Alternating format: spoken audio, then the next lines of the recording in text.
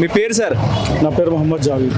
Okay, ఇప్పుడు జూబ్లీహిల్స్ ఉప ఎన్నిక వచ్చింది, మరో వారంలో ఎన్నికలు జరుగుతూ ఉన్న నేపథ్యంలో ఎవరు గెలుస్తారు, ఏంటి, ఎట్లా ఉంది హడావిడి? ఈ వారం రోజులు ఎలక్షన్ ఉంది కనుక ఏమంటున్నారంటే జనాలు, నేనేమంటున్నాను అనే దానికంటే జనాలు ఏమంటున్నారంటే, జనాలు ప్రతి మహిళ పక్కా బీఆర్ఎస్కి ఇస్తామని చెప్తున్నారు.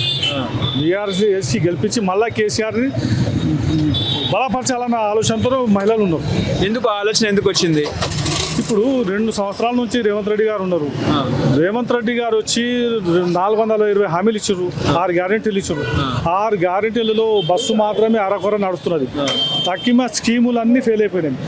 గ్యాస్ సిలిండర్ ఇస్తామని చెప్పారు. గ్యాస్ సిలిండరు దీపం పథకం అప్పుడు రాజశేఖర రెడ్డి గారు ఉన్నప్పుడు దీపం పథకాన్ని ప్రకటించారు. దీపం పథకం అంటే పేదవాళ్ళకి ఇచ్చే పథకం అన్నమాట. ఆ పథకంలో ఉన్న ఏ ఒక్క మహిళకు ఇప్పటి వరకు గ్యాస్ సిలిండరు 500కు రావడం లేదు అని మహిళలు చెప్తున్నారు. ఇది నేను కాదు, నేను మహిళల్ని అడిగితే మహిళలు ఏం చెప్తున్నారంటే, ఆ దీపం పథకమే పేదలకు ఇచ్చిన ఆ కాలంలో రాజశేఖర రెడ్డి గారు ఇచ్చారు. ఇప్పుడు ఈయన వచ్చేమో దానికి తూళ్ళు పొడిచి ఒక్క పైసా మాకు ఇవ్వడం లేదు, 500 ఇస్తామని చెప్పి ఆయన అన్ని అబద్ధాలు చెప్తున్నాడు. పేదలకు ఇచ్చిన స్కీములన్నీ అబద్ధాలకు. మాకు గుడిసె ఉంది, గుడిసెలో ఉన్న వానికి గ్యాస్ సిలిండర్ రావాలన్నా, కరెంట్ రావాలన్నా లేదా అని వాళ్ళు ప్రశ్నిస్తుంటే మేము ఏం చెప్పలేకపోతున్నాం. ఎందుకంటే గుడిసెలో ఉన్న వానికి కరెంట్ ఫ్రీ లేదు.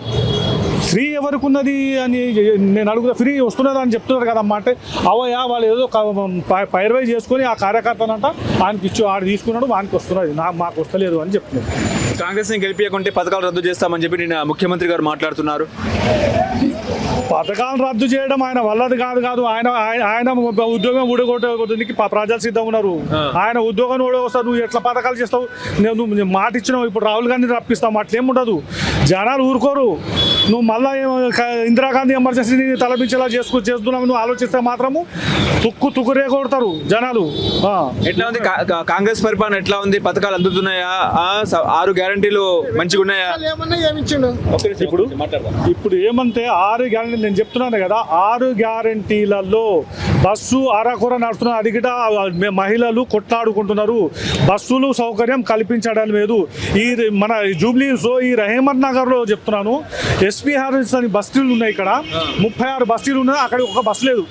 వాళ్ళు ఎలా అండి బస్సు? ఇప్పుడు మేము మహిళలకు బస్సులు ఇచ్చున్నామని బస్సులే లేవు. ఇవన్నీ సౌకర్యం చేయాలి కదా. సౌకర్యం చేసి మేము చేసినాము అని చెప్పాలి.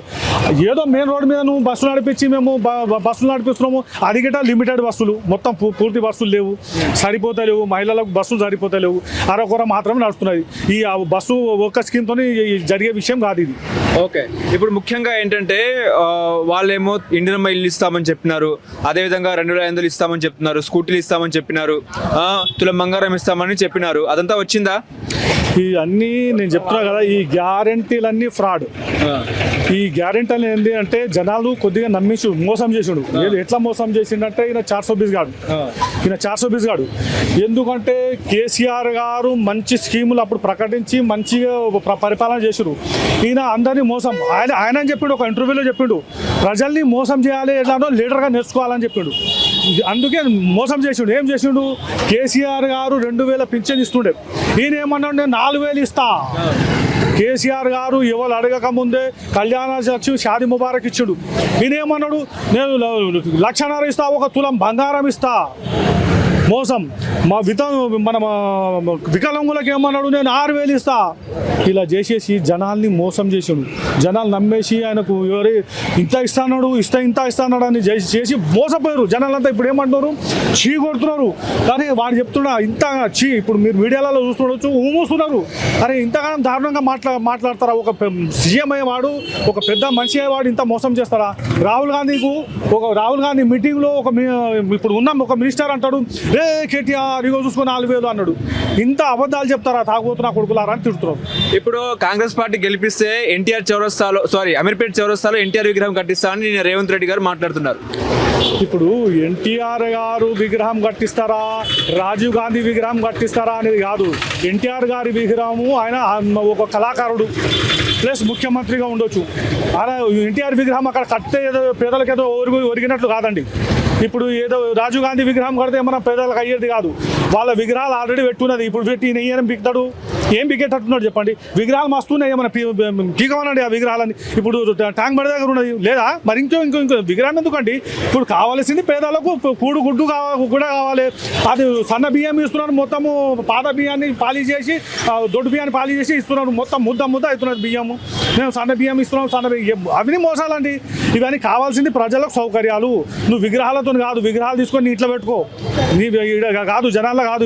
ఇప్పుడు అజారుద్దీన్ గారికి మంత్రి పదవి ఇచ్చారు కదండి, మైనార్టీలకు మంత్రి పదవి లేదంటే మంత్రి పదవి ఇచ్చారు, ఏం చెప్తారు దానికి? ఇప్పుడు అజారుద్దీన్ గారికి మంత్రి పదవి ఇచ్చాడు అని అంటున్నారు, జనాలు ఇది తెలుసుకోవాలి. ఎలా ఇచ్చిండు అజారుద్దీన్ గారికి? కేటీఆర్ గారు మాటకి మైనార్టీకి ఏం లేదు, మైనార్టీకి ఏం లేదు, తూతూ మంత్రంగా ఆ మంత్రి పదవి ఇచ్చాడు. ఆ మంత్రి పదవి గిట్ట ఎన్ని రోజులు ఉంటారనేది గ్యారంటీ లేదండి. ఎందుకంటే ఆయనకి ఏం లేదు, ఎమ్మెల్సీ లేదు, ఆయన ఎమ్మెల్యే కాదు. ఇప్పుడు ఎమ్మెల్సీ ఒకవేళ 6 నెలల లోపల అంటున్నారు, 6 నెలల లోపల ఎమ్మెల్సీ రావాలి. మరి 6 నెలల్లో ఎమ్మెల్సీ ఎక్కడైనా వచ్చే సూచనలు ఉన్నాయా? ఆల్రెడీ ఉన్న ఎమ్మెల్సీకి అక్కడ కోర్టులో, సుప్రీంకోర్టులో కేసు ఉన్నది. మరి ఈయన ఎప్పుడు ఇస్తాడా? మళ్ళా ఒక మోసం.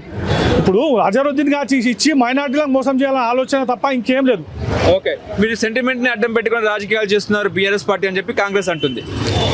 సెంటిమెంట్లు వాళ్ళకి తెలుసు అండి, సెంటిమెంట్ కాదు. ఒక భర్త చనిపోయిన భార్య బాధల్లో ఉంటే ఈ మంత్రులను ఏమనాలి? మనుషులు అవ్వాలి. ఈ మనుషులు కాదు, మనుషులు ఒక మన పక్కకి ఎవడన్నా చనిపోయినట్టే వానికి ఓదారుస్తారు, బాధపడతాం. మనం కూడా పక్కకు ఉండి బాధపడతాం. అరే పాపం మన భర్త చనిపోయింది కదా, అమ్మ నువ్వు ధైర్యంగా ఉండి మేము ఉన్నాము. మనం ఏం చేయకపోయినా ఏమంటాం, మేము ఉన్నామంటారు, ధైర్యం చెప్తారు. వీళ్ళు ఏమో వచ్చి ఏదో రాజకీయంగా చేస్తున్నారు. అరే ఈ రోజు రాజకీయం ఉంటుంది, రేపు వెళ్తారు, కానీ వాస్తవాలే ప్రజలు గ్రహిస్తున్నారు. మీ సమాధానానికి ప్రజలు సమాధానం చేస్తారు మీరు చేసిన చేష్టలకు. ఎంత మెజార్టీ వస్తుంది బీఆర్ఎస్కి? 100% 30 నుంచి 40 దాకా మెజార్టీ వస్తుందండి.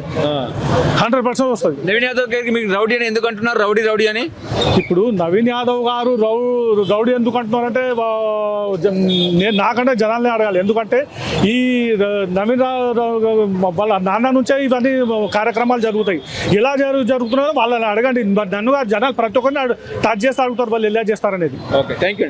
జూబ్లీ ఉప ఎన్నికలు ఎవరు గెలుస్తారు? ఏంటి పరిస్థితి? సునీతమ్మ గెలుస్తుంది. సునీతమ్మ పక్కా గెలుస్తుంది. ఎందుకు సునీతమ్మ గెలవాలి? ఎందుకు గెలుస్తా అంటే వీళ్ళు ఇచ్చిన వాగ్దానాలు నెరవేర్చలేరు. ఇలా 6 గ్యారంటీలు ఇచ్చిండు, అమీర్పేటలోనేమో ఎన్టీఆర్ బొమ్మ పెడుతుండు. ముందుగా ఇచ్చిన మాట నిలబెట్టుకో. నువ్వు మంచిగా అయితే సీఎం అయితే నువ్వు చెప్పినవి నీకు యాద వస్తలేవా? ఎంతమంది ప్రపంచం మీద నిన్నే తిరుగుతున్నారు, ఏం లాభం లేదు. నువ్వు సీఎం అయి లాభం లేదు, బెస్ట్ బదనాం. ఇంటర్లో కాడికి పడితే నీ పార్టీ దాకా తిడుతుంది, నీ ఎమ్మెల్యే దాకా తిడుతుంది పబ్లిక్. ఇప్పుడు కాంగ్రెస్ పరిపాలన బాగాలేదా? నీకు పింఛన్ వస్తలేదా? నాకు పింఛనే లేదు, నాకు పింఛన్ ఏం లేదు. ముసలిళ్ళకి 4,000 అన్నా లేదు, మళ్ళీ లేడీస్కి 2,500 అన్నా లేదు, రైతు బంధు లేదు, రైతు బీమా లేదు. ఇది చెప్పిన మాటనే కదా, ఇస్తాన్నాడు కదా 2,500 రేవంత్ రెడ్డి ఇస్తాడు కదా. ఏదో ఆయన మాట ఆయన నిలబెట్టుకోమను. ఎన్టీఆర్ బొమ్మ తవరాదు పడదు, గరీబులకు మంచిగా చేయను. ఎన్టీఆర్ బొమ్మ పెట్టుకొని ఏం చేసి పూజ చేస్తావా? ఇందులో నువ్వు ఇచ్చిన మాట నిలబెట్టుకో, ప్రజలకు న్యాయం చేయి. నువ్వు చెప్పిన మాట మీద పేదలు అయితే వేసి నీ ఓటు వేసి గెలిపించరు. నువ్వేం బిక్తున్నావు? అనవసరం బదనాం అవుతున్నావు.